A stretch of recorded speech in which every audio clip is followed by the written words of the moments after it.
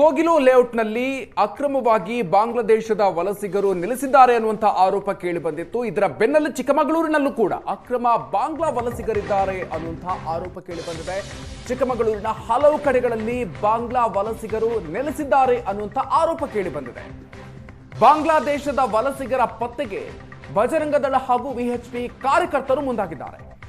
ಮೂಡಿಗೆರೆಯ ಸಂತೆ ಮೈದಾನದ ಮೇಲೆ ಬಜರಂಗ ದಳ ಹಾಗೂ ವಿಎಚ್ಪಿ ಕಾರ್ಯಕರ್ತರು ದಾಳಿ ನಡೆಸಿದ್ದಾರೆ. ಬಜರಂಗ ದಳ ವಿಎಚ್ಪಿ ದಾಳಿ ಮಾಡ್ತಾ ಇದ್ದಂತೆ ಅಂಗಡಿಯನ್ನ ಮುಚ್ಚಿ ವಲಸಿಗರು ಎಸ್ಕೇಪ್ ಆಗಿದ್ದಾರೆ. ಕೆಲವರು ದಾಖಲೆ ಕೇಳಿದಂತ ಸಂದರ್ಭದಲ್ಲಿ ಅದನ್ನ ತೋರಿಸೋದಕ್ಕೂ ಕೂಡ ತಬ್ಬಿಬ್ಬಾಗಿದ್ದಾರೆ. ದಾಖಲೆ ಪರಿಶೀಲನೆ ಮಾಡುವಾಗಲೂ ಕೂಡ ಕೆಲವರು ಎಸ್ಕೇಪ್ ಆಗಿದ್ದಾರೆ.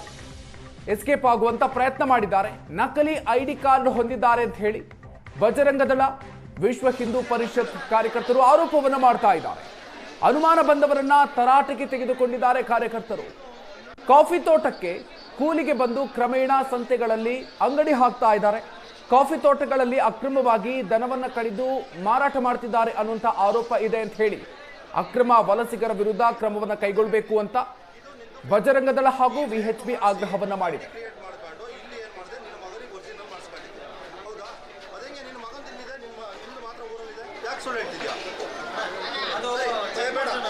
ಸೈಬರಿ ಕರ್ಕೊಂಡು ಹೋಗಿ ಸ್ಕ್ಯಾನ್ ಮಾಡಿ ನೀವು ಎಲ್ಲಿ ಆಲ್ ಓವರ್ ಇಂಡಿಯಾದಲ್ಲಿ ಎಲ್ಲಿ ಹೋದ್ರೂ ನೀವು ಇದಾಗ್ತೀಯ.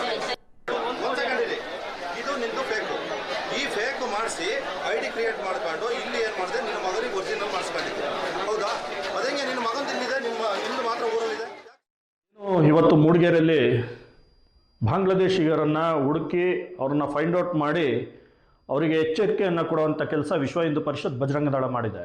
ಬೆಂಗಳೂರಿನ ಕೋಗಿಲ ಅನ್ನೋ ಲೇಔಟ್ನಲ್ಲಿ ಅಕ್ರಮ ಬಾಂಗ್ಲಾದೇಶಿ ವಲಸಿಗರು ಅಥವಾ ಅಸ್ಸಾಮಿಗರಿದ್ದಾರೆ ಅನ್ನೋದು ಫೈಂಡ್ ಔಟ್ ಮಾಡಲಿಕ್ಕೆ ಇವತ್ತು ಸರ್ಕಾರಕ್ಕೆ ಕಷ್ಟ ಆಗಿದೆ. ಅಂಥದ್ರಲ್ಲಿ ಇವತ್ತು ನಾವು ಅಕ್ರಮ ಬಾಂಗ್ಲಾದೇಶಿಗರು ನಮ್ಮ ಜಿಲ್ಲೆಯಲ್ಲಿ ಅಂದರೆ ಕಾಪಿನಾಡು ಚಿಕ್ಕಮಗಳೂರು ಜಿಲ್ಲೆಯಲ್ಲಿ ಇದ್ದಾರೆ ಅನ್ನೋದನ್ನು ಇವತ್ತು ವಿಶ್ವ ಹಿಂದೂ ಪರಿಷತ್ ಬಜರಂಗ ದಳ ಕಾರ್ಯಕರ್ತರು ತೋರಿಸ್ಕೊಡುವಂಥ ಕೆಲಸ ಇವತ್ತು ಮೂಡಿಗೆರೆಯಲ್ಲಿ ಮಾಡಿದ್ದೀವಿ. ಮುಂದಿನ ದಿನಗಳಲ್ಲಿ ಸರ್ಕಾರ ಅವರನ್ನು ಪತ್ತೆ ಹಚ್ಚಿ ಅವರನ್ನು ಜಿಲ್ಲೆಯಿಂದ ಗಡೀಪಾರು ಮಾಡಬೇಕು, ಹಾಗೂ ಜಿಲ್ಲೆ ಮಾತ್ರ ಅಲ್ಲ ರಾಜ್ಯದಿಂದನೇ ಗಡೀಪಾರು ಮಾಡಬೇಕು ಅಂತ ಹೇಳಿ ಹೆಚ್ಚಿನ ಡೀಟೇಲ್ಸ್ ಕೊಡ್ತಾರೆ ನಮ್ಮ ಪ್ರತಿನಿಧಿ ಕಿರಣ್. ಇದೀಗ ನಮ್ಮ ಜೊತೆಗೆ ದೂರವಾಣಿ ಸಂಪರ್ಕದಲ್ಲಿದ್ದಾರೆ. ಕಿರಣ್, ಇದೀಗ ಚಿಕ್ಕಮಗಳೂರಿನಲ್ಲಿ ಅಕ್ರಮ ಬಾಂಗ್ಲಾ ವಲಸಿಗರಿದ್ದಾರೆ ಅನ್ನುವಂಥ ಆರೋಪ ಕೇಳಿ ಬಂದಿರೋದು. ಒಂದಷ್ಟು ಜನರನ್ನ ಅಲ್ಲಿ ಅಕ್ರಮವಾಗಿ ನಕಲಿ ದಾಖಲೆಗಳನ್ನು ಕೂಡ ಇಟ್ಕೊಂಡಿದ್ದಾರೆ ಅನ್ನುವಂತಹ ಆರೋಪಗಳನ್ನು ಕೂಡ ಮಾಡ್ತಾ ಇದ್ದಾರೆ. ಏನು ಕ್ರಮಗಳಾಗಿದೆ, ಏನೇನು ಬೆಳವಣಿಗೆ ಆಗಿದೆ ಈ ಹಿನ್ನೆಲೆಯಲ್ಲಿ?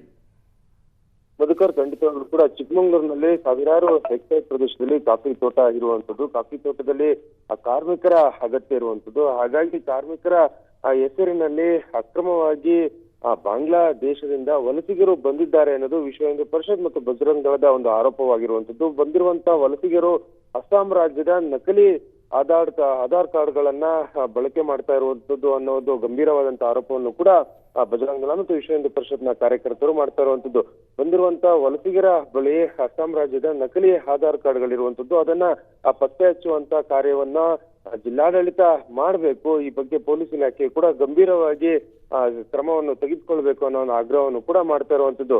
ಅಸ್ಸಾಂ ರಾಜ್ಯದ ನಕಲಿ ಆಧಾರ್ ಕಾರ್ಡ್ಗಳನ್ನ ಇಟ್ಟುಕೊಂಡು ಅಕ್ರಮವಾಗಿ ಬಾಂಗ್ಲಾದೇಶದಿಂದ ಬಂದಂತ ವಲಸಿಗರೇನಿದ್ದಾರೆ ಅವರು ಇಲ್ಲಿ ಕಾಫಿ ತೋಟಗಳಲ್ಲಿ ಲೈನ್ಗಳಲ್ಲಿ ಇರುವಂತದ್ದು.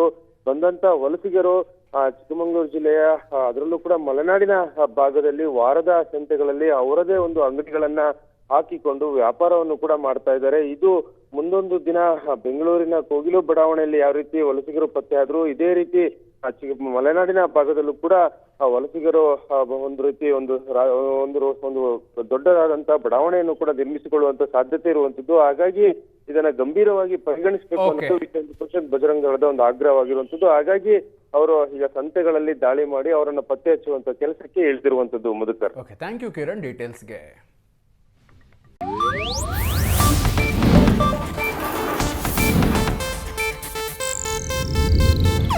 ಇದು ಏಷ್ಯಾನೆಟ್ ನ್ಯೂಸ್ ನೆಟ್ವರ್ಕ್ ಪ್ರಸ್ತುತಿ.